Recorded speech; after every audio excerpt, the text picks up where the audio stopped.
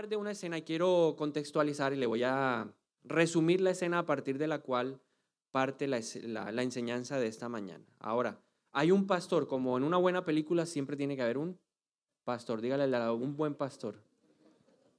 Y estaba el pastor y una persona, un amigo de él, un misionero venía a visitarlo. El misionero estaba bien lejos, 36 horas en vuelo, en avión para llegar a visitar al pastor. Ahora, los dos ya habían programado un tiempo de vacaciones. Algo bien especial querían hacer los dos. Y el día que llega el momento de ir a emprender ese viaje de vacaciones, ¿será que las vacaciones son pecado? ¿Usted qué cree? No, el pastor estaba en todo su derecho y el hombre estaba deseoso de salir de vacaciones. Y llegó el día de las vacaciones y los dos se alistan y se montan al carro, pero oh sorpresa, ¿qué pasa? Para los que fueron a la película, ¿qué pasa ahí cuando el pastor intenta encender el carro? No enciende el carro. Empieza a preguntarse usted, ¿qué pasaría si usted quisiera salir de viaje y llega el momento, la mañana, las maletas dentro del carro, todo el mundo listo, los niños dentro del carro, todo, la nevera, está todo preparado y su carro no enciende? Ahora, el pastor, como es un hombre previsivo, como buen pastor, tenía el teléfono de una agencia que renta carros. Y llamó y le dijo al amigo, tranquilo, que esto se soluciona fácil. Y llamó y pidió un carro rentado. Ahora, el carro llegó en las horas de la tarde.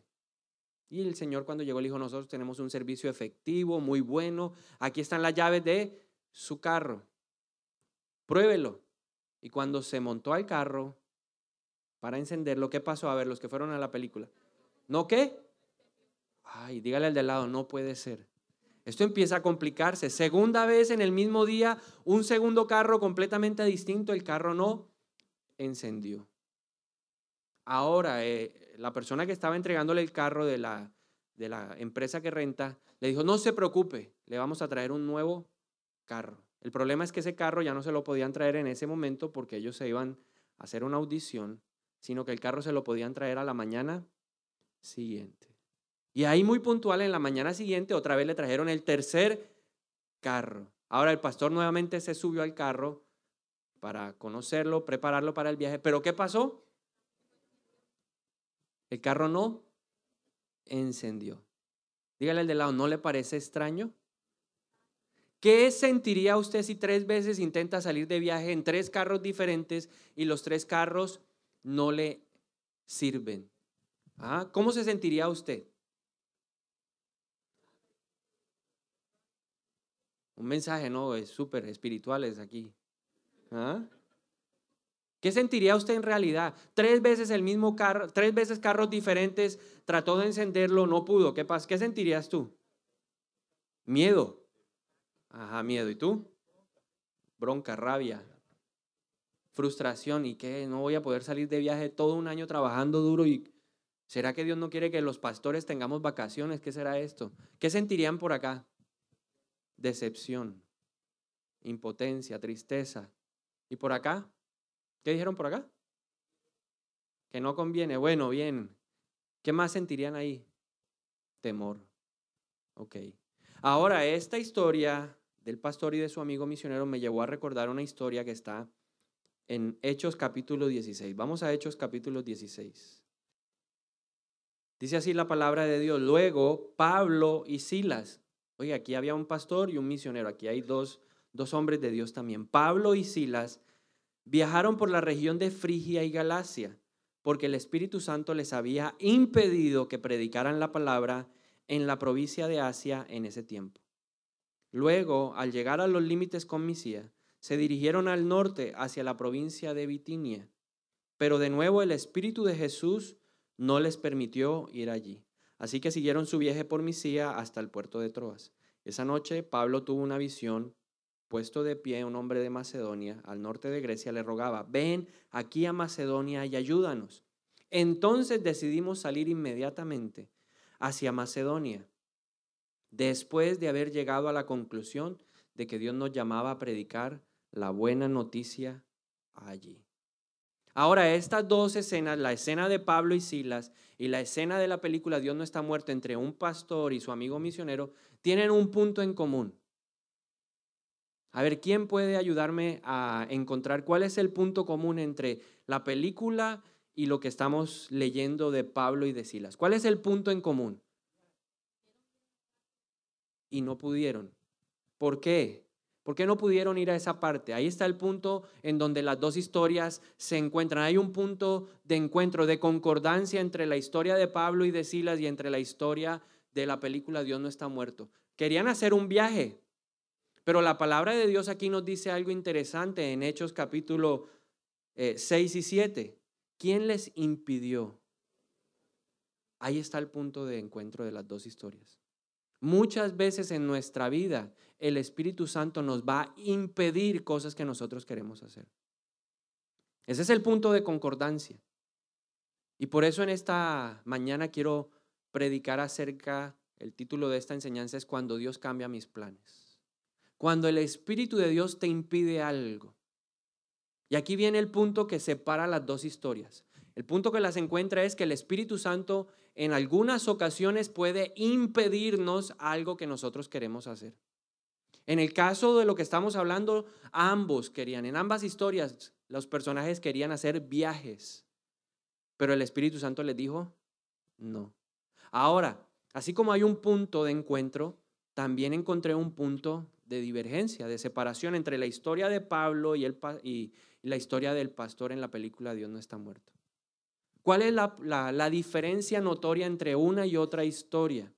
La diferencia está en la actitud con la que yo enfrento los cambios de planes de parte de Dios. Pablo, de acuerdo a la palabra de Dios, aceptó la voluntad de Dios. Pablo aceptó con agrado moverse al lugar que Dios le mandaba. Pero en el caso de la película, el pastor no tuvo una buena actitud cuando se enfrentó repetitivamente a este problema. Y por eso le hacía hace un momento la pregunta, ¿cómo reacciona usted cuando Dios le cambia los planes? ¿Cómo reacciona usted? Ahora, ver al pastor me llevó a mí a encontrar unas actitudes negativas que están en mi vida. Y se las quiero compartir en esta mañana.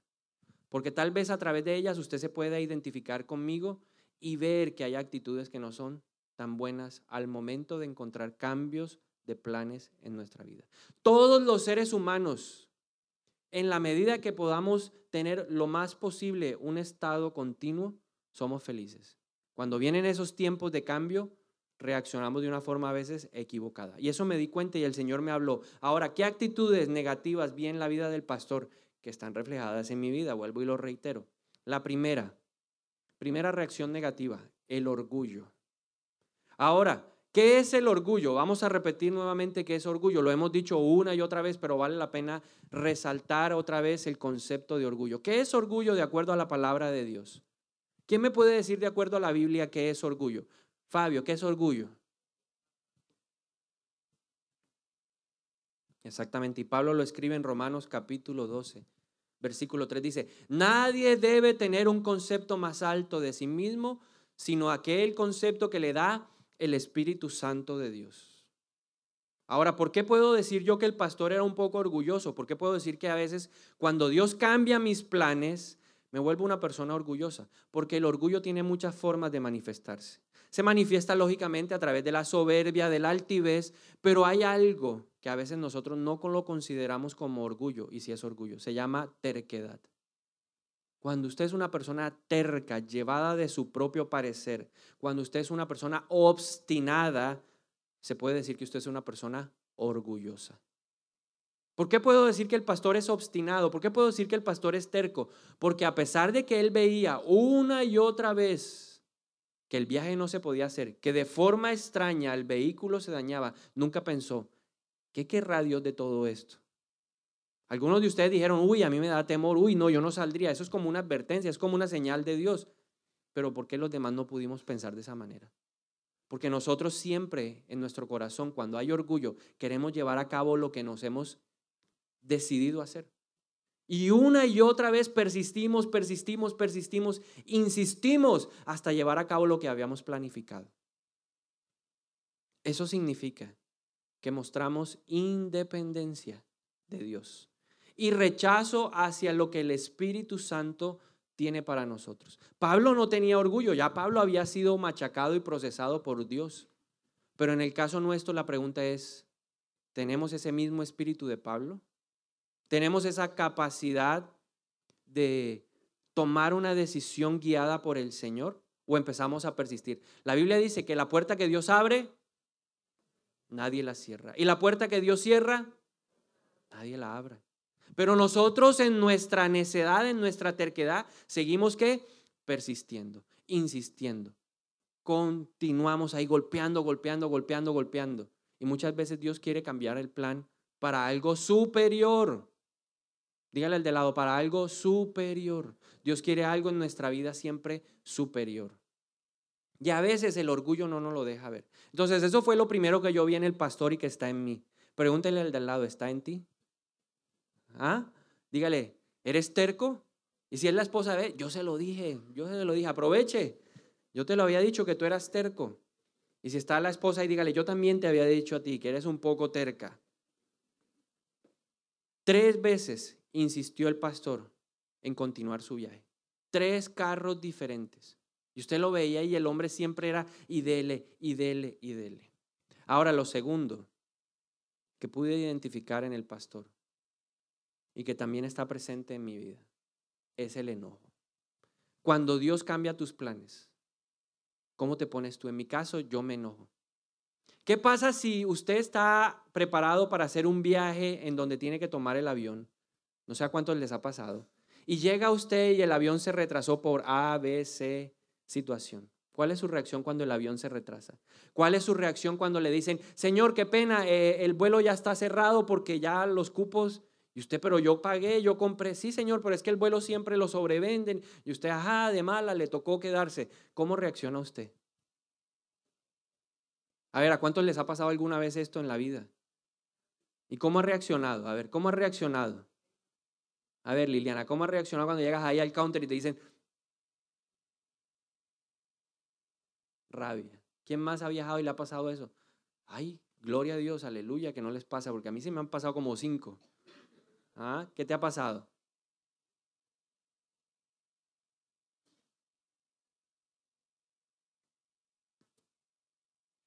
Gloria a Dios que tú eres calmada. Aleluya, te voy a llevar en mi próximo viaje. ¿A ti qué te pasó? Ajá. ¿Cierto? ¿Y qué le empieza a decir uno allá a la del counter, allá de Avianca o de LAN? Empieza uno, a mí me resuelve el asunto. Yo no sé cómo va a ser usted, pero yo necesito amanecer mañana en Bogotá. A mí me pone allá, me paga el pasaje. Y esta gente ni siquiera tinto le dan a uno. Lo tienen a uno a punto aquí de hambre, nada de... ¿Y usted empieza qué?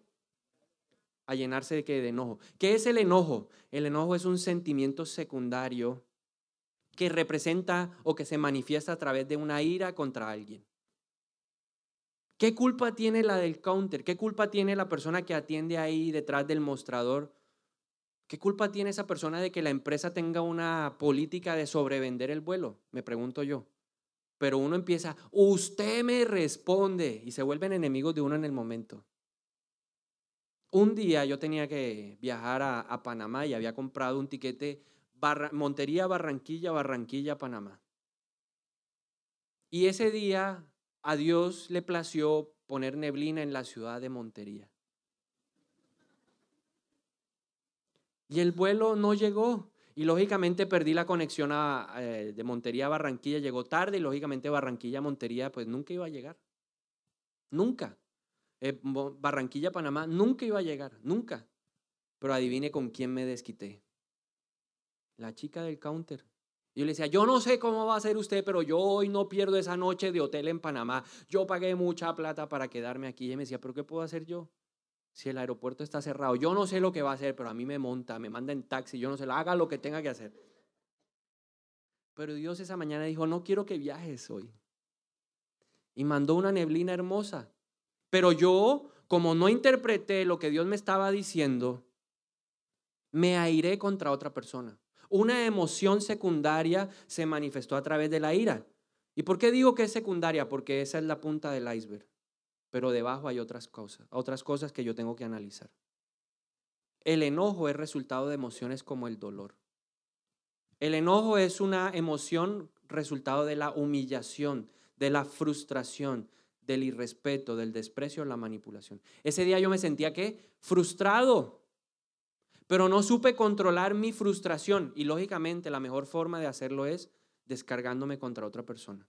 Cuando algo te pasa en tu trabajo, cuando algo te pasa en una relación, ¿cómo te descargas tú? Llegas a tu casa y todo el mundo tiene que pagar los platos rotos. Es que llegó mi papá, eso fue como que le fue mal allá en la oficina.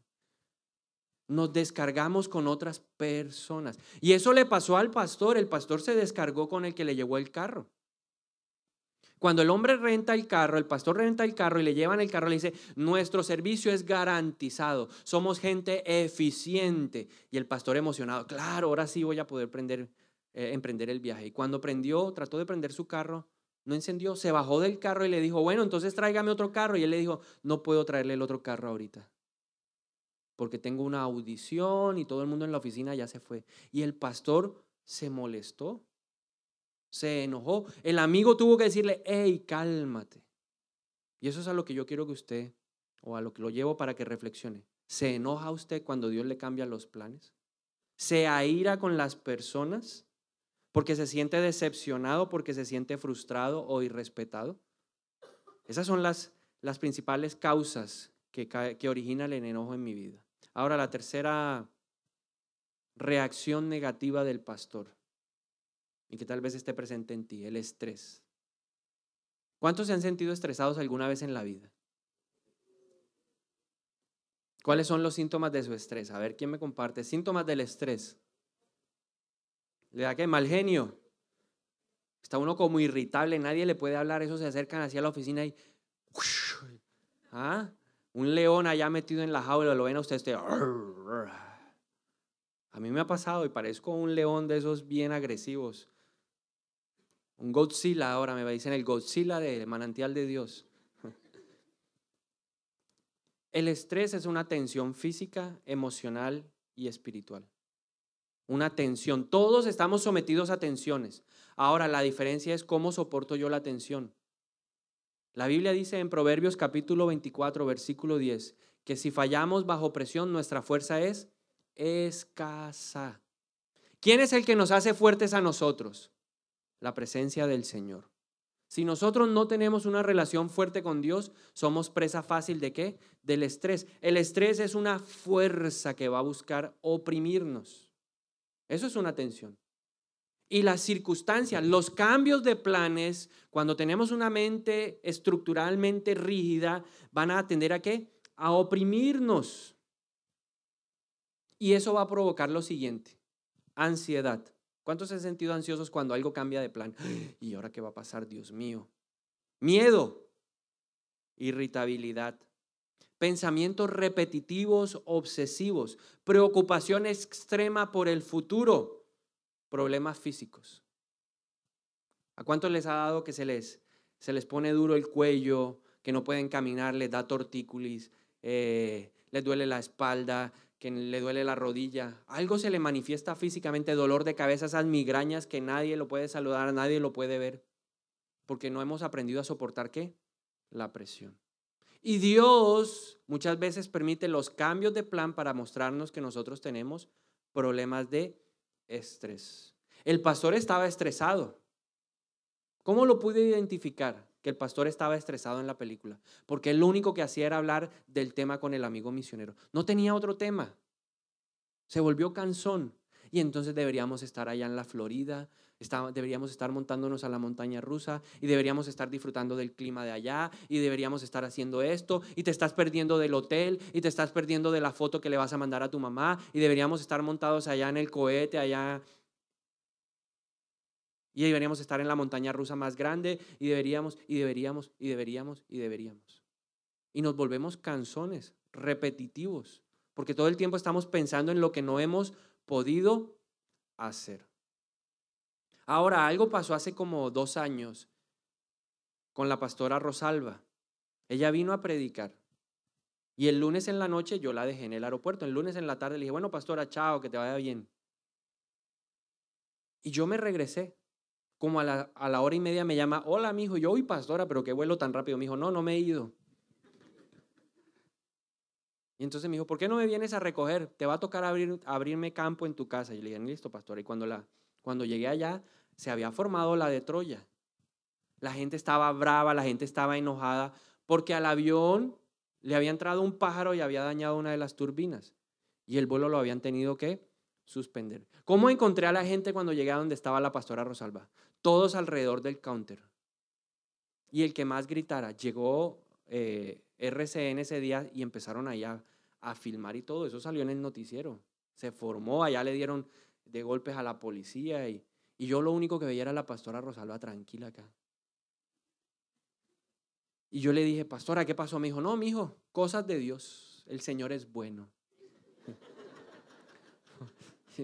Y yo le decía, pastora, si quiere yo le compro la pelea y yo me meto allá también. Pero ella me dijo no, porque Dios siempre tiene cosas mejores para nosotros.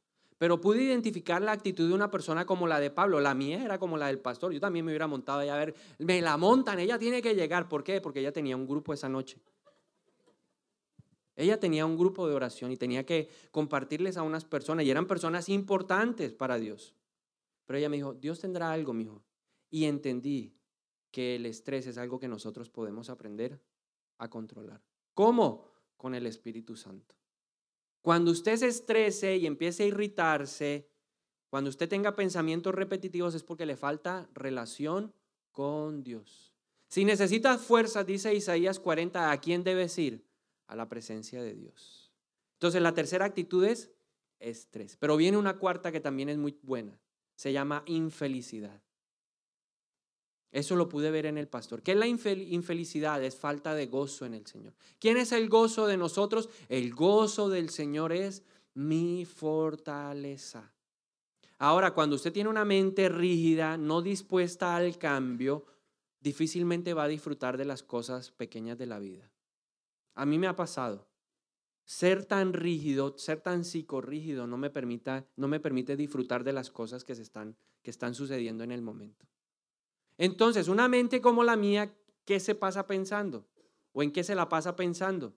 En dos cosas, en el presente y en el futuro. Tengo que llegar al aeropuerto, pero no he llegado ni siquiera al aeropuerto y ya estoy pensando quién me va a recoger allá o cómo voy a salir de esa ciudad. Así me la paso yo pensando. Y entonces me pierdo la oportunidad de ver quién está sentado a mi lado, de comerme unas rosquitas bien ricas antes de subirme al avión, porque paso es pensando, ¿no? ¿Y quién me va a recoger aquí? ¿Quién me va a recoger allá? ¿Qué va a pasar allá? Y muchos de nosotros nos la pasamos pensando más en el futuro que en el presente. La Biblia dice, no te preocupes por lo que habrás de comer mañana. No te preocupes, que todo eso Dios lo tiene garantizado. ¿Sabe una cosa? El misionero disfrutaba el día a día. Mientras el pastor estaba pensando allá, y entonces estamos perdiendo tanta plata en el hotel que dejamos de ir y deberíamos estar en la montaña rusa y el paquete turístico de allá de entrada. Mientras él pensaba en todo esto, el misionero le decía, Dios es bueno. ¿Cuánto?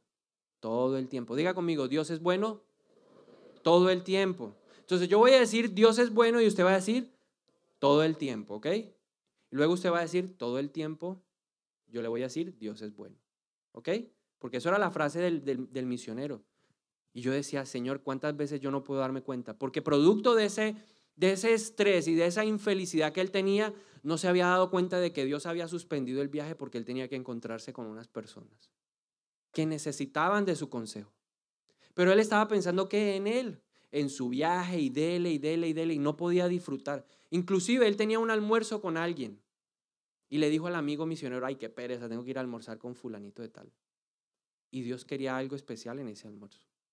Dios quiere que disfrutemos cada detalle. Porque Dios es bueno. Dios es bueno. ¿Listo? Entonces vamos a repetirlo por este lado. A ver, Dios es bueno. Dios es bueno. Ahora, Dios es bueno. Dios es bueno. Ahora, Dios es bueno. Dios es bueno. Y así. Entonces el misionero le fue enseñando que Dios es bueno. Dios es bueno. Entonces usted y yo tenemos que aprender a ver eso. Para que seamos felices. La Biblia dice, contentos con lo que tienen ahora. Si quiere usted leerse un libro en donde haya motivación a gozarse, léase Filipenses. Más de 236 veces en unos capítulos, gozaos, regocijaos en el Señor. Gozaos, dígale al de lado, gózate, regocíjate. ¿Usted no se ha visto en el espejo algunas veces? Gózate. Llegan a la iglesia y uno le dice, gózate, gózate. Regocíjate, regocíjate.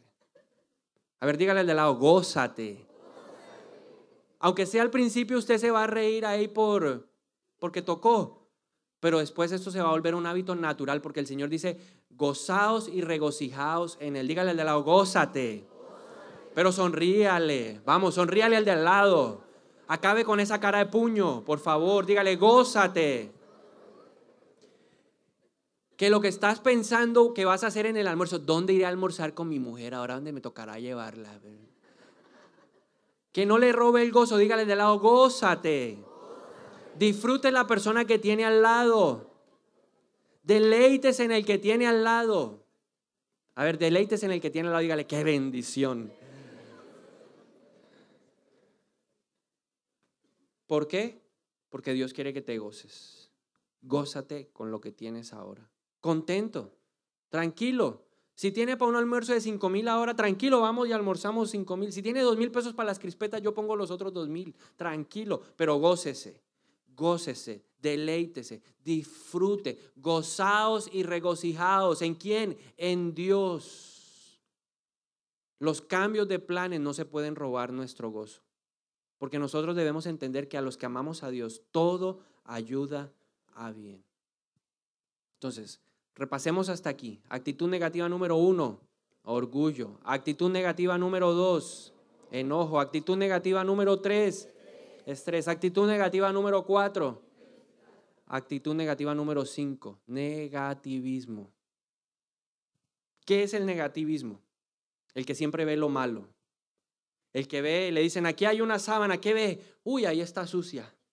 El punto negro. Aquí está este vaso, ese vaso está medio vacío. Siempre el que ve el faltante. No ve lo que Dios le está dando. Ay, aquí no hay jugo de tomate. ¿Qué hacemos? Pero hay jugo de papaya, hay jugo de piña. Siempre se la pasa viendo ¿qué? Lo que falta, lo que no hay. Esa es una persona negativa. ¿Y sabe cuál es el peligro del negativismo? Que va a golpear tu fe. ¿Por qué le digo que el pastor era negativo? Cuarta ocasión. ¿Qué haría usted si 3 veces le falla un carro y le llega un carro nuevo y le dicen, ok, intente de nuevo? ¿Cuánto se atrevería a intentarlo? Uy, no, otra vez. ¡Qué oso! ¿Será que no? Ese carro mínimo me falla. ¿Cuántos dirían, ese carro otra vez va a fallar? Ya me han pasado 3 veces. Me he presentado 3 veces en la universidad. ¿Qué voy a pasar la cuarta? Eso no. Ya he mandado la hoja de vida 4 veces a la misma empresa. ¿Qué me van a llamar a la entrevista? Eso no me van a llamar. ¿Cuántos han pensado alguna vez así? Como yo he pensado. Eso no va a salir. ¿Para qué? ¿Para qué vamos a meter los papeles en el banco si eso no nos van a prestar? Siempre nos ven mal. ¿Cuántos han pensado así alguna vez en su vida?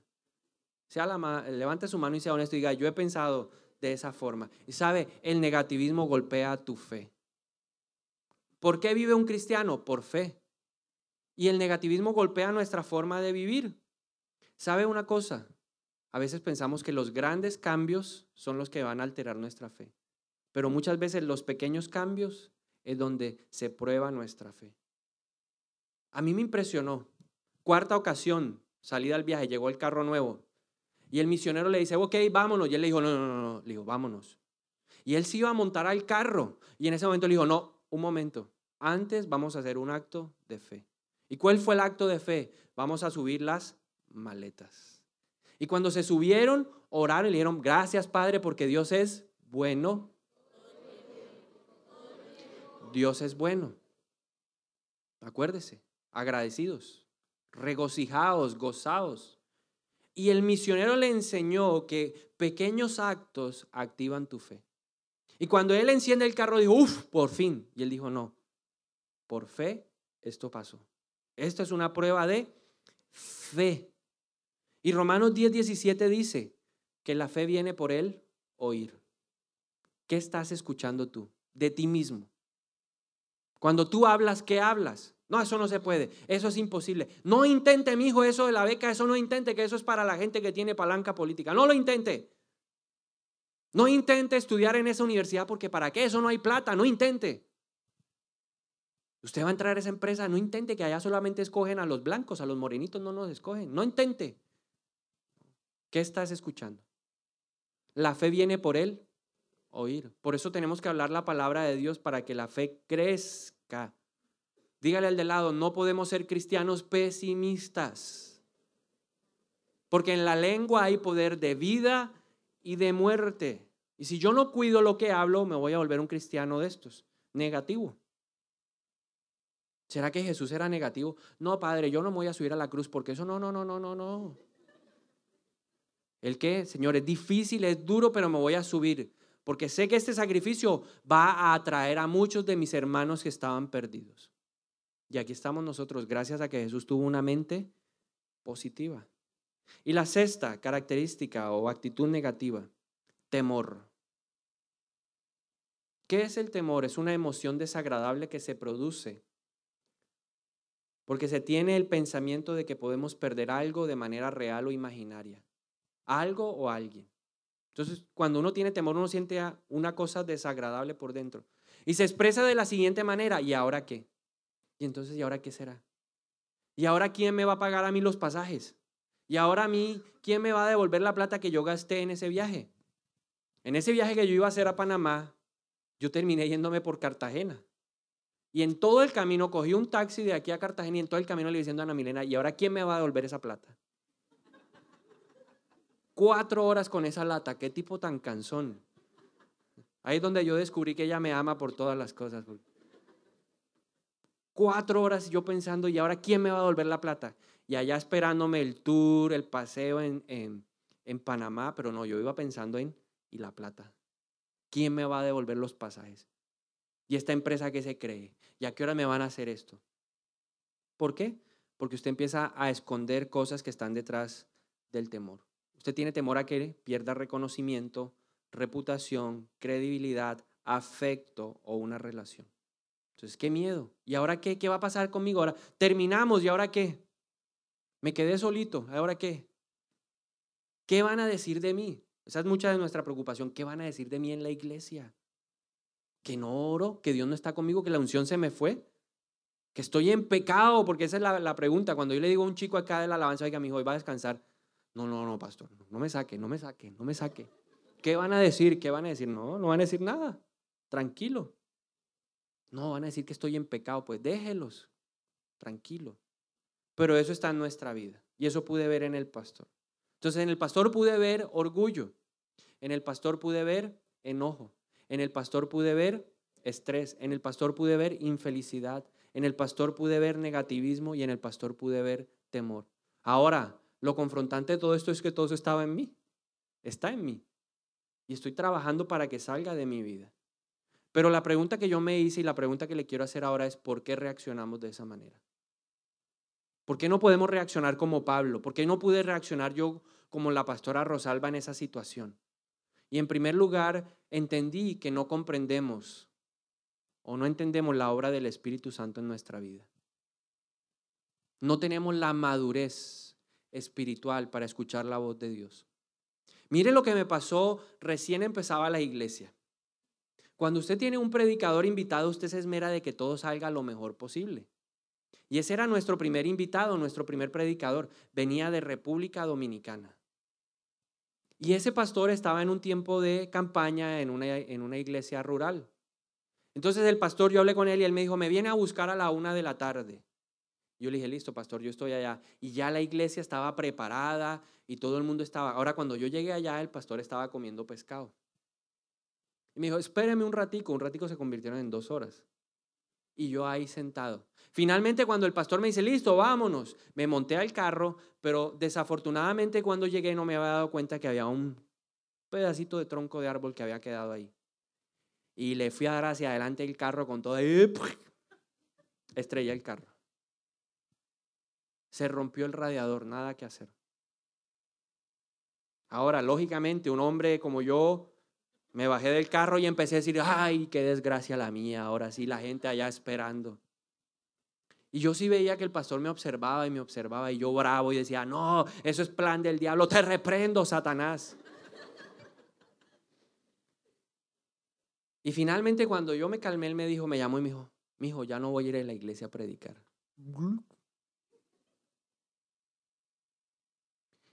Y él entró, lloró y luego me dijo, está bien, el Señor me dijo que tuviera misericordia, voy a ir a predicar. Entonces me dijo, llame a otra persona que nos venga a buscar. Llegaron por nosotros, pero fue una hora mientras salíamos de allá y llegamos acá en donde él me decía, no iba a venir porque no tuviste madurez espiritual para enfrentar un cambio en tu vida. Dios esperaba de ti una reacción completamente diferente. Él me dijo, Dios nos estaba guardando de un accidente o Dios nos estaba guardando de un problema, de un pinchazo, de algo peor. Pero tú no lo viste de esa manera. Tú siempre ves lo malo, negativo, ¿se acuerda? Tú siempre ves lo malo y solamente piensas en lo material. ¿Cuánto vale arreglar el carro? Pero no pensaste cuánto vale tu vida, cuánto vales para Dios. Y entendí ese día que me había faltado madurez espiritual para oír la voz de Dios. Lo que tuvo la pastora Rosalba, lo que tuvo el apóstol Pablo, madurez para escuchar la voz de Dios. Cuando venga un cambio, tú tienes que oír la voz de Dios. Esa es tu obligación porque tú eres hijo de Él. Pero nosotros, por andar preocupados de las pequeñas cosas del mundo, no podemos escuchar la voz de Dios. Y eso se llama falta de madurez espiritual. ¿Por qué más reaccionamos de esa manera equivocada frente al cambio? Porque no hemos muerto a muchas áreas en nuestra vida y queremos seguir gobernando en ellas. Queremos ser el rey de las finanzas. Queremos ser el rey en nuestras relaciones emocionales. Queremos ser los reyes ahí y no hemos decidido que entregarle eso al Señor. Entonces queremos hacer lo que nosotros se nos antoja. Recuerde, una actitud negativa llamada orgullo. El orgullo es terquedad, necedad, obstinación para hacer lo que a usted se le dé la gana, aunque Dios no lo quiera que usted lo haga. Y nosotros muchas veces decimos, lo vamos a comprar, sí o sí. Vamos a viajar, no importa cómo sea, sí o sí. Y Dios dice, no quiero que sea así. Hay muchos caminos que al hombre le parecen buenos, pero su fin es la muerte. Y solamente los planes de Dios son los que prosperan. Eso es lo segundo. La tercera razón, porque creemos que Dios tiene que consultarnos. ¿Y Dios por qué no me dijo nada? ¿Y Dios por qué no me habla? El Salmo 8:4 dice, ¿qué son los simples mortales para que pienses en ellos? ¿Quiénes son los seres humanos para que de ellos te ocupes? Dígale al de lado, ¿quién eres tú? ¿Te crees muy importante? Dígale al de lado, ¿te crees muy importante? Pero pregúntele, por favor, pregúntele. ¿Te crees muy importante? A ver, pregúntale ahí. A ver, golpéalo ahí, dígale, ¿qué? ¿Te crees muy importante?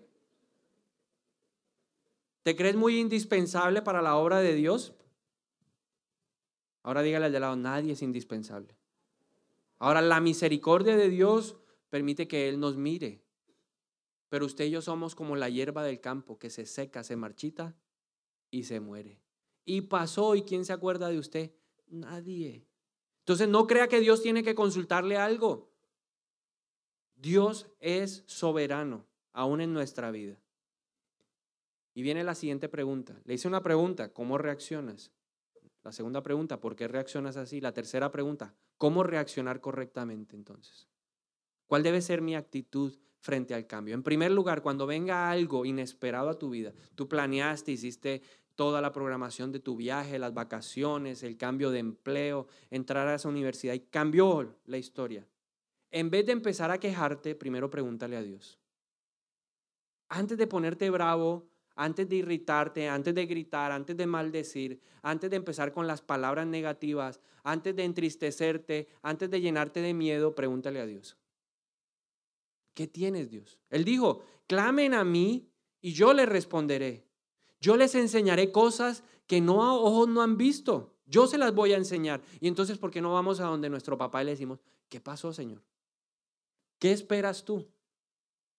Yo creo que Dios cada vez que le apagaba el carro al pastor decía, bueno, venga, vamos a hablar. Y el pastor nunca se fue a orar.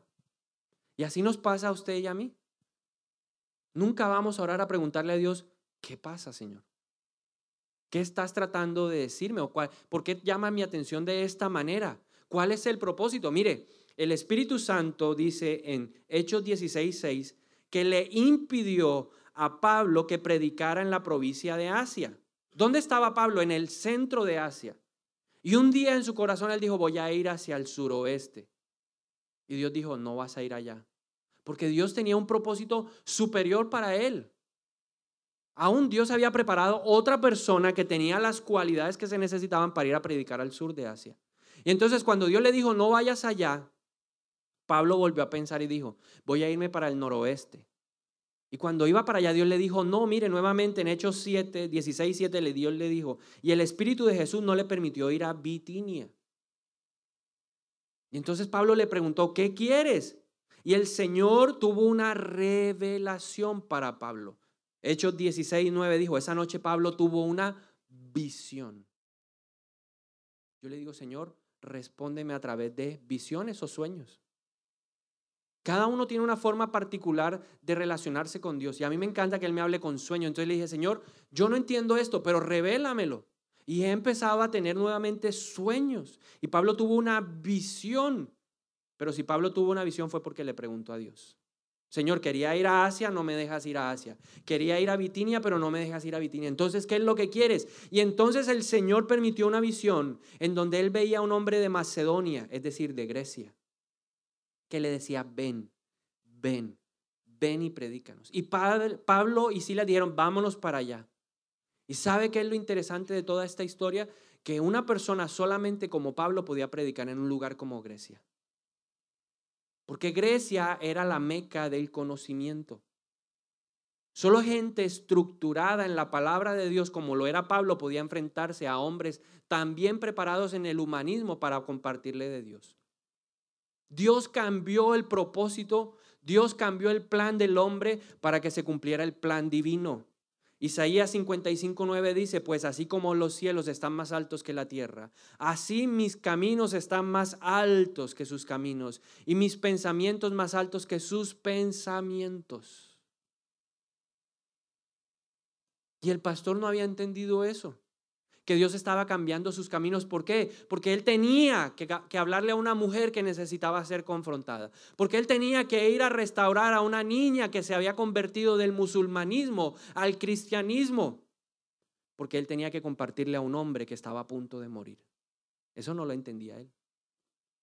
Él estaba ya ¿qué? Enojado, irritado, malhumorado, estresado, negativo. Y Dios tenía un propósito superior. Recuerde que su vida es significativa para Dios. Es importante para Dios. Dios siempre lo va a usar a usted para propósitos superiores. Sus vacaciones tienen que tener un propósito superior. No es más que playa, brisa y mar. Ay, yo quiero ir a broncearme. No. Dios quiere más que usted. Sí, le va a dar la oportunidad que se broncee, pero Dios tiene un propósito superior. Más allá de la piscina, más allá del frío, más allá del parque de diversiones, Dios tiene un propósito con su viaje. Pero ¿de quién depende entender eso? ¿De mí? Pregúntele a Él. No deje salir sus malas actitudes, pregúntele a Él mejor. Lo segundo, para enfrentar bien el cambio de Dios, es piense lo bueno de Dios. ¿Qué hacía verle siempre el misionero al pastor? Dios es bueno todo el tiempo. Todo el tiempo Dios es bueno. Todo el tiempo usted tiene que pensar Dios es bueno. Yo me bajé de ese carro y dije, ay Señor, entonces ¿dónde está tu protección? Y el Salmo 91 dice que habito al abrigo del Altísimo. Ahora se dañó este carro y la gente allá esperando en la iglesia. Y empecé. Y la iglesia así, la primera, imagínense el primer evento. 40 personas en la iglesia cuando éramos 5. Pues para nosotros era un logro. Y la gente allá llamando, ¿qué pasó? ¿Qué pasó? El carro se dañó. Y Dios me dijo, siempre piensa lo bueno de mí. Si pasa, Romanos 8:28 dice, y sabemos que a los que amamos a Dios, todas las cosas ayudan a bien.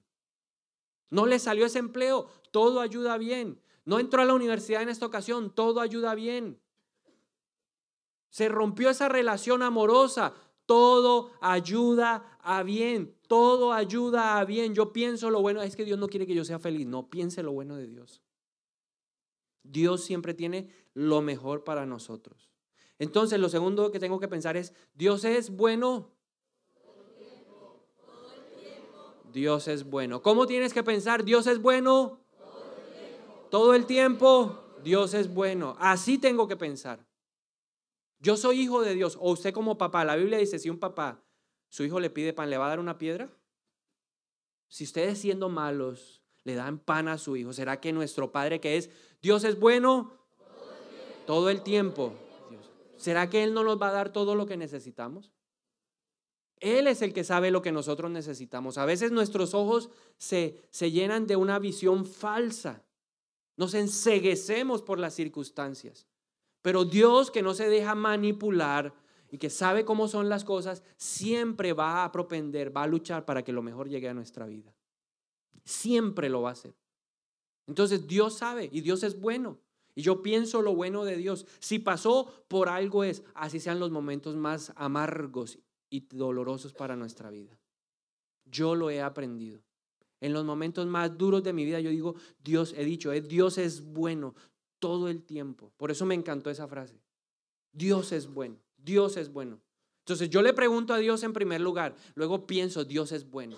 Siempre lo de Él es bueno, bueno, bueno, bueno. Ahora en tercer lugar, tenga una buena actitud frente al cambio. Cuando venga un cambio a su vida, no lo rechace. Ay, qué jartera, qué pereza, qué desgracia.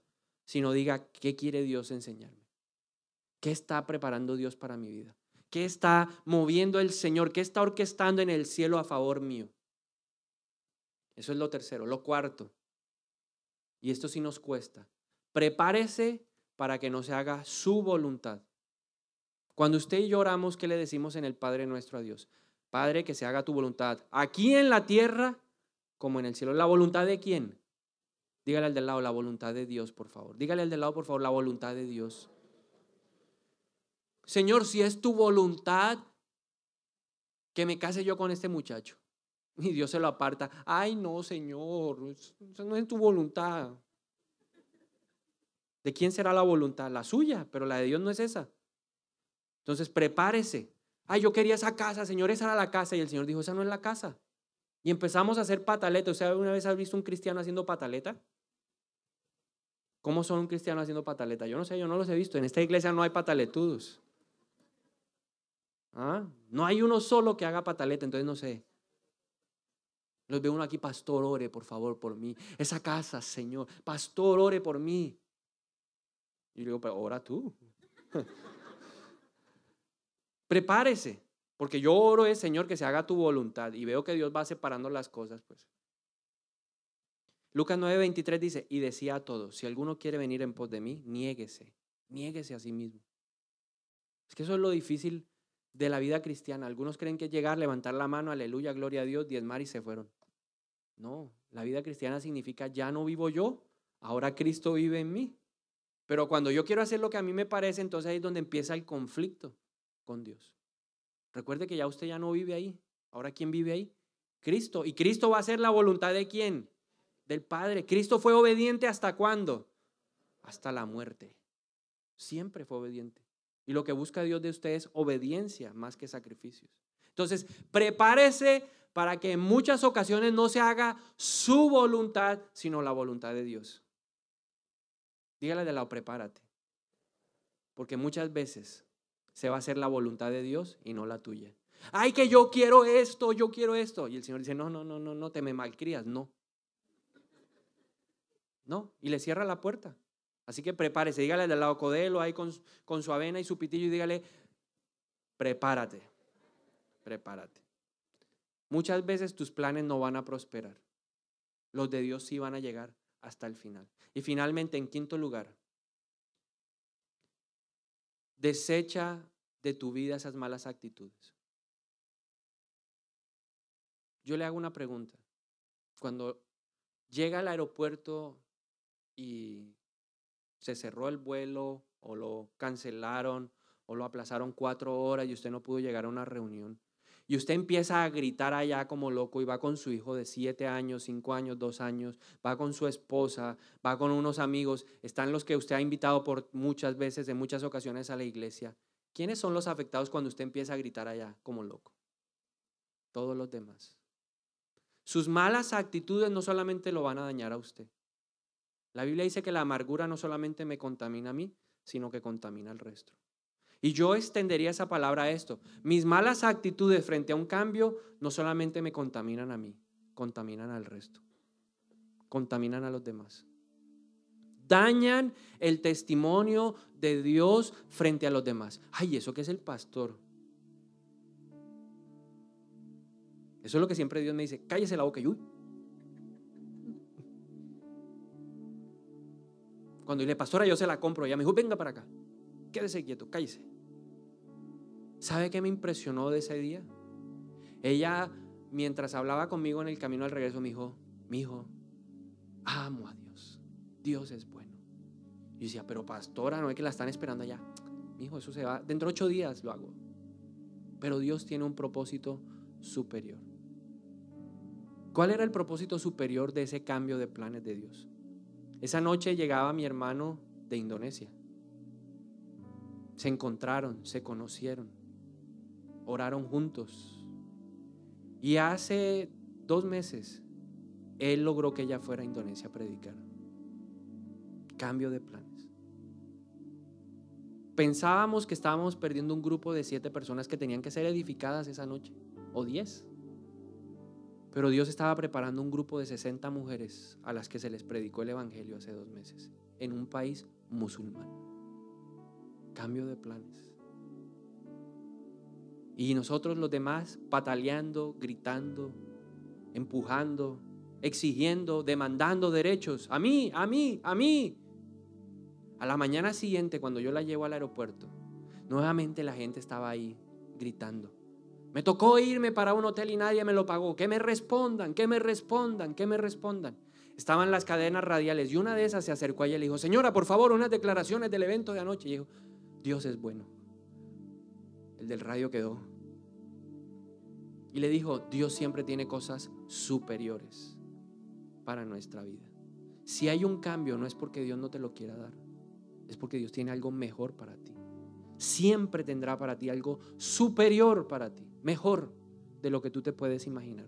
Tal vez tú pidas, pero Dios te va a sorprender siempre con cosas asombrosas, superiores a cualquier pensamiento humano. Eso aprendí yo y me di cuenta de que tengo que crecer espiritualmente, madurar. No solo en edad. Jesús crecía en sabiduría y en gracia delante de Dios y delante de los hombres. Usted y yo tenemos que buscar esa madurez espiritual. ¿Cómo se logra ser una persona madura espiritualmente? Intimidad con Dios. No hay otra forma. Si usted no busca a Dios, nunca llegará a ser la persona que Él soñó. Si lo buscas de corazón, Él se deja encontrar y te revelará y te mostrará los planes que Él tiene para ti. Cosas asombrosas, cosas que jamás imaginaste, jamás pasaron por tu mente, llegarán a tu vida. Y cuando cambien los planes, sabrás que Dios se está llevando por la senda de justicia por amor de su nombre. Recuerda esto, muchos son los caminos del hombre, pero solo los de Dios prevalecen. Por eso es mejor ir en los caminos de Dios y que Él me lleve. Y si Él me dice detente, voltea a la derecha, voltea a la izquierda, a mí no me duela. Y estoy trabajando en eso. No es fácil, porque la carne empieza a exigir, el ego empieza a demandar, el orgullo empieza a decirte, te vas a dejar pisotear, vas a dejar pagar, vas a perder ese pasaje, vas a perder el hotel. Pero yo he aprendido que con Dios todo es bueno. Y termino con esto, Dios es bueno. Todo el tiempo Dios es bueno. Que nunca se le olvide esto. No limite a Dios con sus malas actitudes. Una persona berrinchosa, caprichosa, orgullosa, peleonera, negativa, temerosa, no permite que el poder de Dios se perfeccione. Pero si usted reconoce en esta noche su mala actitud, Pablo dijo, Señor, me basta tu gracia para que tu poder se perfeccione en mi debilidad. Y si usted ha reconocido hoy debilidades en su vida, le invito a que oremos. Si usted hoy puede decir como Pablo, Señor, soy una persona llena de debilidades, vamos a orar para que Él se glorifique en nuestras malas actitudes. Señor, reconocemos hoy como pecado muchas de estas actitudes Todas estas actitudes son pecado. Pero hoy por encima de ellas, yo quiero decirte, yo he pecado contra ti.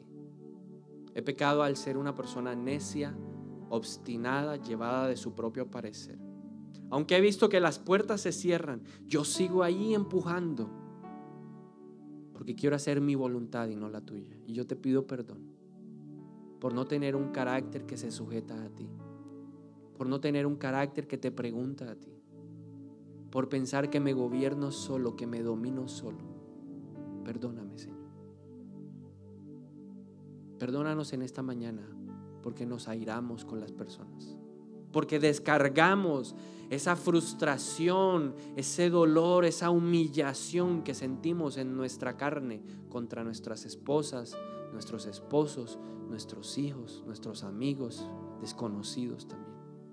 Perdóname por cada momento en mi vida en donde he dejado avergonzado tu nombre porque no he sabido controlar mi ira, mi enojo. Perdónanos, Señor, en esta mañana,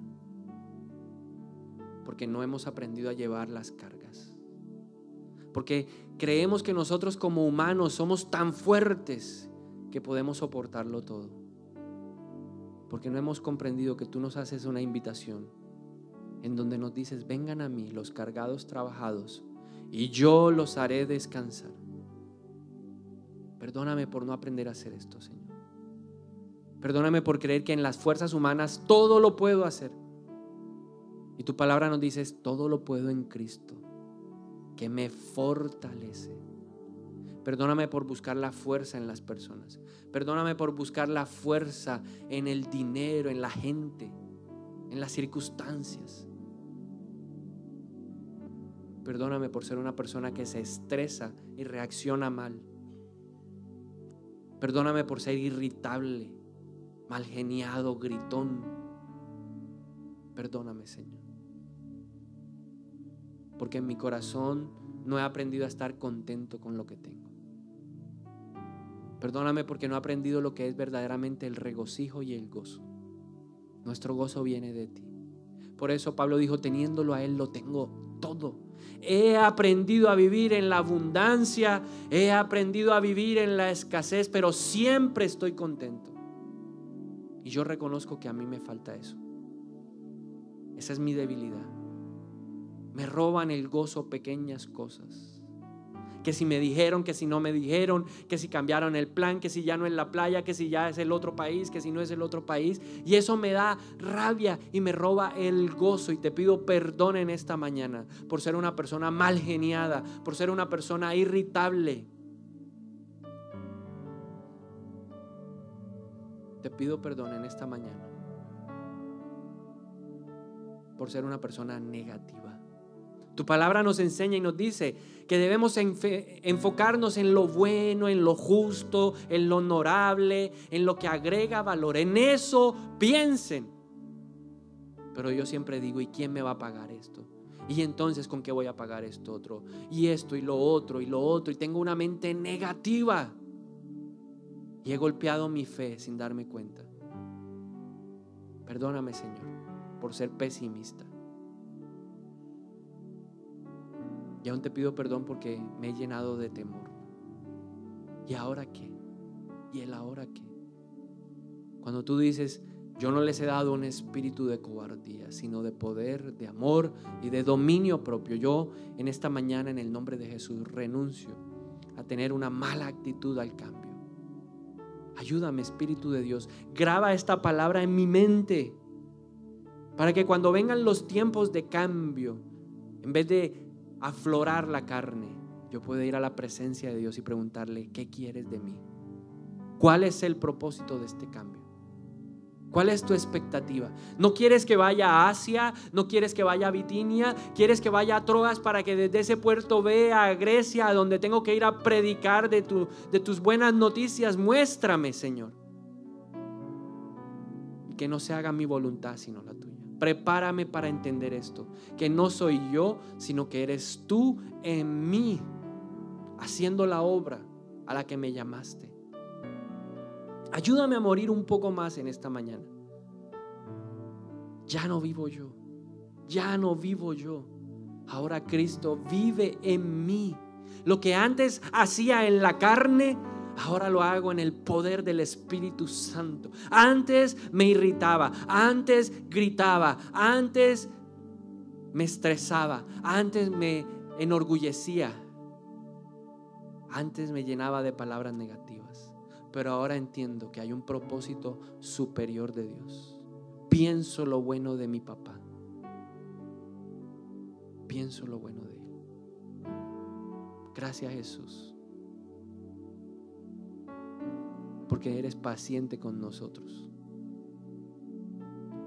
Gracias porque tú quieres llevarnos a un nivel espiritual superior. Yo quiero madurar espiritualmente. Yo quiero crecer. No quiero seguir moviéndome en las intrigas, en la cizaña, en la crítica, en la murmuración. Quiero crecer. Y por eso te pido que hagas la obra en mí. Haz tu obra en mí. Y si tú quieres que el Espíritu Santo haga la obra en ti, levanta tu mano y dile: yo quiero que la hagas en mí, por favor. Hazla en mí. Y yo declaro hoy sobre tu vida que aquel que comenzó la buena obra en ti la va a perfeccionar en el nombre de Jesús. Dios, el que empezó la buena obra en vosotros, la irá perfeccionando hasta el día en que veas su gloria, para que llegues a la medida de la estatura de la plenitud de su Hijo amado Jesucristo. Señor, y ese es nuestro propósito. Oh Cristo, oh Cristo, tu presencia es el cielo para mí. Oh Cristo, oh Cristo, tu presencia es el cielo para mí. Oh Cristo, oh Cristo, tu presencia es el cielo para mí.